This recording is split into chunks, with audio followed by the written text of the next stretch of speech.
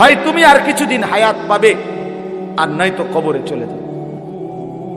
হয়তো যুবক বৃদ্ধ হবে, হয়তো বৃদ্ধ বাবা আর কিছুদিন হায়াত পাবেন। কিন্তু আপনাকে স্বীকার করেন আর নাই করেন, বুঝেন কিংবা না বুঝেন, গ্রহণ করেন আর বর্জন করেন, কাজে লাগান কিংবা নষ্ট করেন, হাসেন কিংবা কাঁদেন, মরে আপনাকে যেতেই হবে, আপনাকে চলেই যেতে হবে। আপনি চোখ বন্ধ রাখলেও মরে যাবেন, চোখ খোলা রাখলেও মরে যাবেন। আপনি যদি হাসতে থাকেন তবুও মরে যাবেন, আপনি যদি কাঁদতে থাকেন মরে যাবেন। জীবনে যে কোনোদিন দুঃখ দেখে নাই সেও মরে যাবে, জীবনে যে কোনোদিন সুখ দেখে নাই সেও মরে যাবে, সেও মরে যাবে। যুবক, তুমি যদি বুঝো তাইলেও হায়াত শেষ হবে, তুমি না বুঝিলেও হায়াত শেষ হবে। কাজে লাগাইলেও হায়াত শেষ হবে, কাজে না লাগাইলেও হায়াত শেষ।